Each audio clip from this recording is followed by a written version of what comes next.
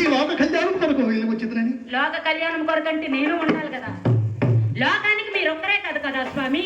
అవును కదా పార్వతి. పరమేశ్వరుడు పెట్టి నిన్ను ఎన్నిసార్లు పార్వతి. నేను ఎక్కడికి వెళ్ళాను స్వామి? ఎందుకు పార్వతి? అత్యవసర పరిస్థితులు స్వామి. అప్పుడు నీకు చెప్పే వెళ్ళాను స్వామి. ఇప్పుడు నాది అత్యవసర పరిస్థితి. నువ్వు నాకు చెప్పలేదు పరమేశ్వర.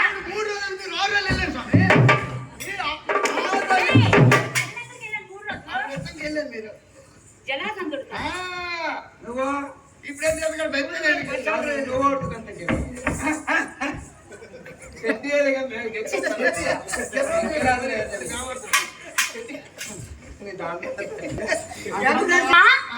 వారు చూడమ్మా ఎలా నీకు మంచి మాట నీకు రావు. పరమేశ్వర ప్రాణనాథ చోటుకి వెళ్ళినా నీకు చెప్పే వెళ్ళాను పరమేశ్వర. ఈనాడు నాకు చెప్పకుండా వెళ్ళారు కాబట్టి కొన్ని సందర్భాలంటే ఆడవాళ్ళకి చెప్పనవసరం లేదు పార్వతి. ఆడవారికి చెప్పనవసరం లేదు పార్వతి. అరహర మహాదేవ శంభో శంకర అంటూ భూలోకముల భక్తులు పిలిచారు పార్వతి. పార్వతి ఇంకొన్ని రకమైన పుష్పాలు తీసుకొచ్చిన పార్వతి. అవి ఏం పుష్పాలు స్వామి? చెప్పమందమాదేవి. అలాగనే చెప్పండి నాదా. మళ్ళీ పువ్వుల దండలు తెచ్చా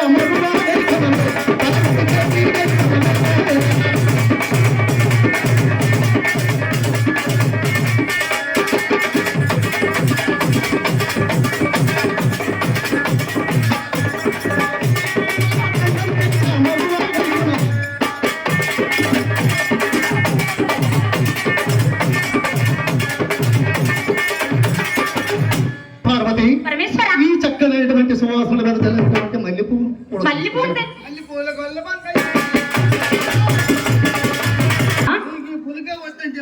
నా ప్రాణనాథ ఏమి అసంగతి తెలుసు పార్వతి. పరమేశ్వర నా యందు ప్రేమతో నీ యందు ప్రేమతో నా యందు అభిమానముతో మల్లెపూలు దండలు తెచ్చారు నాథ. నన్ను నమ్మమందిరా తీసుకొచ్చా నీ కంటి దగ్గర కదా పార్వతి చూపించాను. పరమేశ్వర ఎన్నడూ లేని ప్రేమ ఈ పార్వతిపై పరమేశ్వరుడికి ఎందుకు? పార్వతి నా కరుణా కటాక్షం నీకు ఎల్లవేళ ఎప్పుడు ఉంటది పార్వతి. ఎన్నడూ లేని బంతి పూలు మల్లె పూలు తెస్తే నమ్ముతానా స్వామి? మా మాటకి నమ్మజాలన పరమేశ్వర. పార్వతి అటులైనా ఈ పరమశివుడి పై ఇంకా సందేహం అదేవి? అవును కదా స్వామి. అడుగు పార్వతి.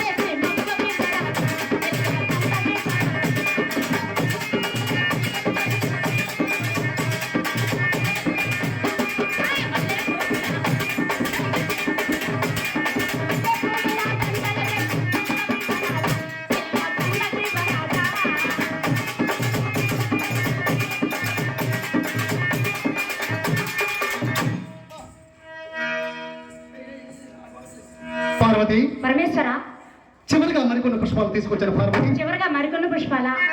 అవి ఏ పుష్పాలు స్వామి? చెప్పమందమాదేవి. చెప్పండి.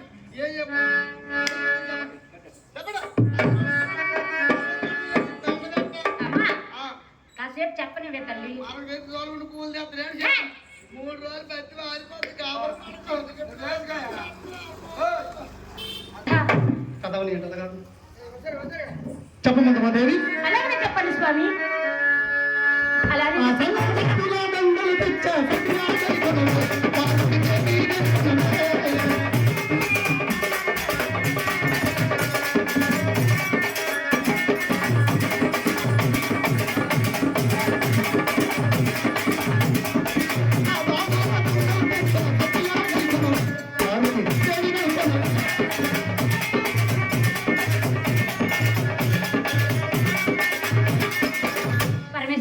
పార్వతి ప్రాణనాథ దేవి నా యందు ప్రేమతో నీ యందు ప్రేమతో నా యందు ప్రేమతో